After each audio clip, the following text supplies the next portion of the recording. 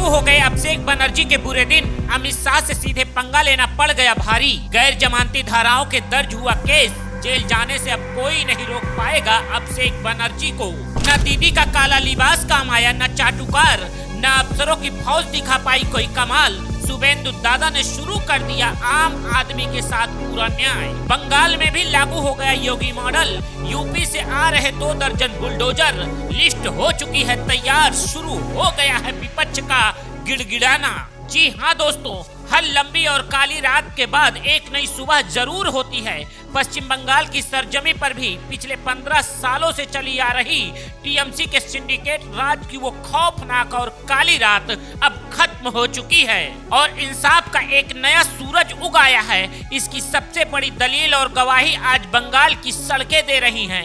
एक दौर था जब बंगाल का आम शहरी अभिषेक बनर्जी के अहंकार और उनके गुंडागर्दी वाले सिंडिकेट राज और तानाशाही के खौफ से अंदर ही अंदर जलता था, घुटता था, लेकिन इस बेरहम सत्ता के डर से किसी को उफ तक करने की इजाजत नहीं थी।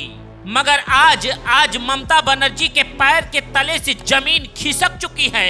वही प्रताड़ित आम लोग पूरी बहादुरी के साथ खुद चलकर थानों में पहुंच रहे हैं और कल तक खुद के बंगाल का भगवान समझने वाले इन सत्ता के बड़े बड़े सुरमाओं के खिलाफ रिपोर्ट दर्ज करा रहे हैं। कोलकाता से लेकर दिल्ली के सियासी गलियारों तक इस वक्त तहलका मचा हुआ है। खबर मामूली नहीं है। ममता बनर्जी के शय पर पाए भतीजे और टीएमसी के घमंडी व रसूखदार चेहरे अभिषेक बनर्जी के खिलाफ पुलिस ने सीधे गैर जमानती धाराओं में मुकदमा दर्ज कर लिया है। कानूनी पंडितों और सियासी जानकारों की माने तो इस बार कानून का शिकंजा इस तानाशाह भतीजा पर इतना कस चुका है कि अभिषेक बनर्जी को सलाखों के पीछे जाने से अब कोई माई का लाल रोक नहीं पाएगा, क्योंकि विधाननगर साइबर क्राइम विभाग की टेबल पर एक एफआईआर की जो कॉपी दर्ज है उसने इस घमंडी कुनबे की चूल्हे हिला दी है।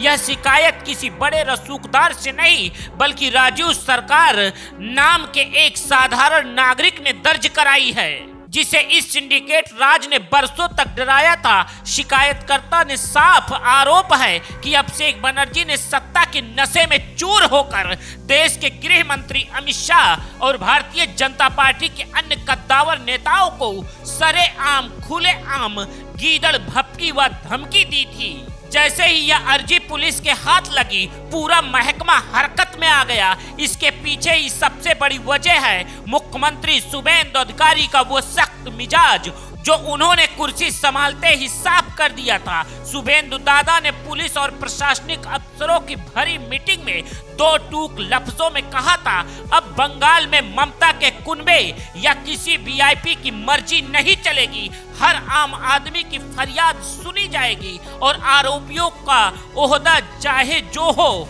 उन पर कड़े से कड़े एक्शन लिए जाएंगे। बस इसी एक आदेश ने पुलिस के हाथ खोल दिए और दीदी के चहेते सिंडिकेट की सरगना भतीजे पर कानून की गाज गिर गई। आपको बता दें कि अभिषेक बनर्जी पर दर्ज हुआ एफआईआर कोई मामूली एफआईआर नहीं है और यही वजह है कि कल तक जनता को डराने वाले अभिषेक बनर्जी की खुद की रातों की नींद पूरी तरह से उड़ी हुई है। मीडिया रिपोर्ट्स और एफआईआर के मुताबिक शिकायतकर्ता राजू सरकार ने आरोप लगाया कि बीते 7 अप्रैल को कोलकाता में एक विशाल रोड शो के दौरान अभिषेक बनर्जी ने सत्ता के अहंकार में चूर होकर बेहद आक्रामक, अमर्यादित और सख्त लहजे में कहा था, मैं देखूंगा 4 मई को कौन उन्हें बचाने आता है, मैं देखूंगा दिल्ली से कौन सा गॉडफादर उन्हें बचाने आता है। यही लफ्ज थे, यही जुबा थी अभिषेक बनर्जी के। राजू सरकार ने अपनी शिकायत में आगे कहा कि अभिषेक ने अपनी पुरानी आदत के मुताबिक बेहद तल्ख और अमर्यादित भाषा का इस्तेमाल करते हुए देश के गृह मंत्री अमित शाह को चुनौती दी थी। उन्होंने कहा था कि चुनाव नतीजों के बाद अमित शाह बिना केंद्रीय सुरक्षा के जनता के सामने आकर दिखाएं। साथ ही इस तानाशाह ने ये दावा भी किया था कि तृणमूल कांग्रेस उस सियासी खेल को हमेशा के लिए खत्म कर देगी जिसे भाजपा ने शुरू किया था। जब पुलिस ने इन गुंडागर्दी भरे बयानों की कानूनी बारीकी से जांच की तो भारतीय न्याय संहिता BNS की ऐसी धाराएं लगाई गईं जिनसे इस बार अभिषेक बनर्जी का बच निकलना नामुमकिन है। अभिषेक बनर्जी के खिलाफ धारा 196, धारा 351, धारा 353(1)(b) के तहत मुकदमा दर्ज किया गया है। आपको बता दें कि ये सभी ऐसी धाराएं हैं जिनमें आसानी से जमानत नहीं मिलती, यानी गैर जमानती अपराध की श्रेणी में आती है। इतना ही नहीं, जनप्रतिनिधित्व अधिनियम 1951 की धारा 123(2) और धारा 125 को भी इस केस में जोड़ा गया है। इन संगीन धाराओं के बाद अब कानूनी तौर पर इस घमंडी अभिषेक बनर्जी का बचना लगभग नामुमकिन नजर आ रहा है। इस बड़ी कार्रवाई पर फिलहाल तृणमूल कांग्रेस की तरफ से कोई भी आधिकारिक बयान या सफाई देने की हिम्मत सामने नहीं आई है, क्योंकि चोरी और ऊपर से सीना जोरी का खेल अब बंद हो चुका है। हालांकि हार से पूरी तरह बौखलाई टीएमसी सुप्रीमो ममता बनर्जी इस नई हुकूमत की जनता हितैषी फैसलों के खिलाफ लगातार सड़कों पर नौटंकी कर रही हैं और उतर रही हैं। उन्होंने पश्चिम बंगाल के साफ सुथरे चुनावी नतीजों को मानने से भी साफ इनकार कर दिया और उनकी तानाशाही मानसिकता को दिखाता है। ममता दीदी का रोना और आरोप है कि बीजेपी ने यह जीत जनता के भरोसे से नहीं बल्कि चुनाव आयोग की कथित साजिश से हासिल की है। लेकिन सच तो यह है कि बंगाल की त्रस्त जनता का मिजाज पूरी तरह से बदल चुका था और उसने दीदी के कुशासन को उखाड़ फेंका। खुद ममता बनर्जी अपने सबसे मजबूत गढ़ माने जाने वाले भवानीपुर से बुरी तरह चुनाव हार चुकी हैं। अपनी खुद की करारी हार और अपने लाडले भतीजे पर कसता हुआ कानून का ये शिकंजा, इन दोहरे झटकों ने दीदी के सियासी वजूद और उनके अहंकार को पूरी तरह से हिलाकर रख दिया है। अब ना तो उनका वो पुराना ढोंग यानी काला लिबास पहनकर विरोध जताना काम आ रहा है और ना ही उनके चहेते तागी अफसरों की वो पुरानी फौज काम आ रही है जो कभी उनकी हर काली फाइल को दबा दिया करती थी। अभिषेक बनर्जी के खिलाफ इस FIR के दर्ज होते ही पश्चिम बंगाल के कद्दावर मंत्री दिलीप घोष ने विपक्ष पर करारा तंज कसा। उन्होंने साफ लफ्जों में इन कुनबे की हकीकत बयां करते हुए कहा, ममता बनर्जी, अभिषेक बनर्जी और उनके तमाम सिपह सलारों ने बरसों तक इस सूबे में न सिर्फ तानाशाही, तुष्टीकरण और गुंडागर्दी के तरीके से हुकूमत चलाई है। उस काले दौर में लोग इन दोनों बुआ भतीजे के खौफ से इतने डरे और सहमे हुए थे कि जुल्म सहने के बाद भी शिकायत करने की हिम्मत नहीं जुटा पाते थे। लेकिन अब ममता का वो खौफ और आतंक का दौर बीत चुका है। अब जनता शिकायत दर्ज कराने के लिए खुद आगे आ रही है और हमारी पुलिस कानून के मुताबिक फौरन कार्रवाई कर रही है। अब बंगाल के हर आम और खास को जिसे टीएमसी ने लूटा था उसे पूरा न्याय मिलकर रहेगा। लेकिन कहानी का असली रोमांच और सस्पेंस तो अब शुरू होता है। क्या पश्चिम बंगाल के मुख्यमंत्री शुभेंदु अधिकारी अब उत्तर प्रदेश की योगी सरकार की तर्ज पर राज्य में तुरंत और मुकम्मल इंसाफ के लिए बुलडोजर संस्कृति को लागू कर रहे हैं? सरकार के हालिया कड़े फैसले और पार्टी के मंत्रियों के बयानों को देखें तो इसका जवाब है हाँ में मिलता है, जिससे टीएमसी के पाले भूमाफिया कांप रहे हैं। बीजेपी सरकार ने पूरी तरह साफ कर दिया है, बंगाल की सरजमी पर टीएमसी राज में हुए किसी भी अवैध निर्माण या अवैध कब्जे को कतई बख्शा नहीं जाएगा। मुख्यमंत्री ने दो टूक कह दिया कि दीदी के राज में जमीन हड़पने वाले माफियाओं और अवैध इमारतों के मामले में सरकार जीरो टॉलरेंस की नीति पर काम करेगी। यानी अब रसूख और काली कमाई के सिफारिशें कूड़ेदान में जाएगी और सिर्फ कानून का फैसला जमीन पर दिखेगा। सरकार की इस नई मुहिम पर रोशनी डालते हुए शहरी विकास मंत्री अग्निमित्रा पाल ने संवाददाताओं से कहा कि पूरे राज्य में जितने जितने भी अवैध निर्माण टीएमसी के संरक्षण में हुए हैं, उनकी पहचान का काम बेहद बारीकी और जंग स्तर पर चल रहा है। इसकी एक मुकम्मल सूची लिस्ट तैयार की जा रही है, जिसके तुरंत बाद इन अवैध भवनों के मालिकों को कानूनी नोटिस तामील कराए जाएंगे। अगर तय वक्त के भीतर इन अवैध कब्जाधारियों ने सही और जायज दस्तावेज पेश नहीं किए तो इन गगनचुंबी अवैध इमारतों को सीधे मलबे में तब्दील कर दिया जाएगा।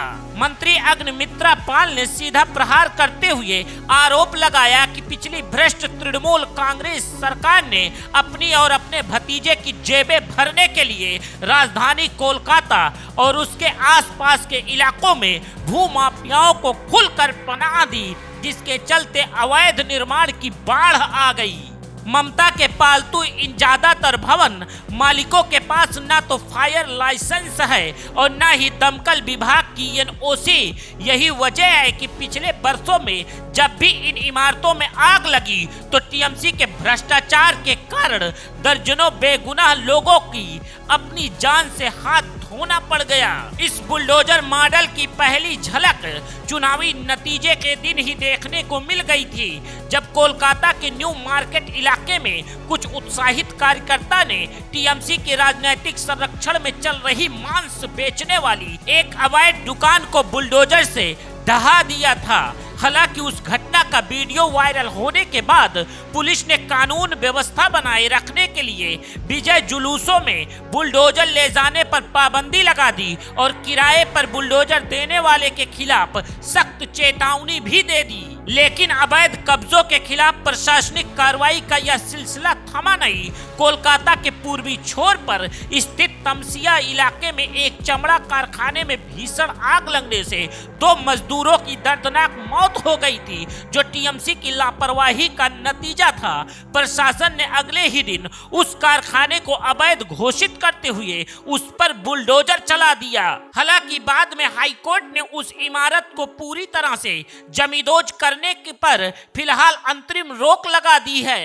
कार्रवाई की सबसे बड़ी और सनसनीखेज मिसाल कोलकाता से सटे गड़िया इलाके में देखने को मिली, जहां मिताली संघ मैदान पर बना एक आलीशान क्लॉक टावर घंटाघर बृहस्पतिवार को पूरी तरह से ढहा दिया गया।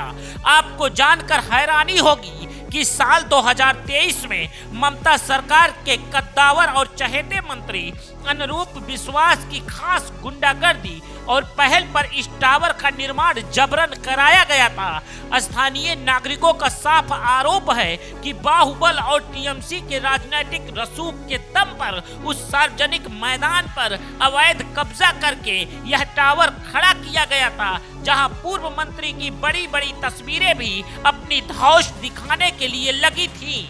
अवैध निर्माण का यह विवाद इतना बढ़ा कि स्थानीय लोगों ने इसके खिलाफ कलकत्ता हाई कोर्ट का दरवाजा खटखटाया था। अदालत में जब ममता सरकार की इस अवैध निर्माण को गिराने का साफ हुक्म दिया था, लेकिन तत्कालीन अहंकारी टीएमसी सरकार ने अदालत के उस निर्देश को ठंडे बस्ते में डाल दिया था, क्योंकि उन्हें कानून का कोई डर नहीं था। मगर जैसे ही राज्य में निजाम बदला और शुभेंदु सरकार आई, कानून का वो पुराना आदेश 24 घंटे के भीतर तामील हो गया और टीएमसी के रसूख का प्रत्येक टावर मिट्टी में मिल गया। इस बुलडोजर नीति को सबसे बड़ा और आक्रामक समर्थन मिला है दार्जिलिंग के फायर ब्रांड भाजपा सांसद राजू बिष्ट की तरफ से।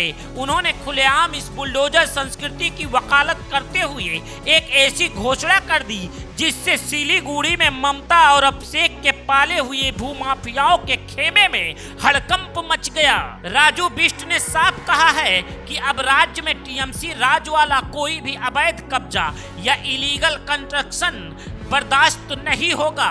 उन्होंने खुद उत्तर प्रदेश के खास तौर पर 20 बड़े बुलडोजर खरीदने का आर्डर दे दिया है, ताकि सिलीगुड़ी और उसके आसपास के सीमावर्ती इलाकों में जितने भी अवैध निर्माण और घुसपैठियों और माफियाओं ने किए हैं, उन्हें जड़ से उखाड़ा जा सके।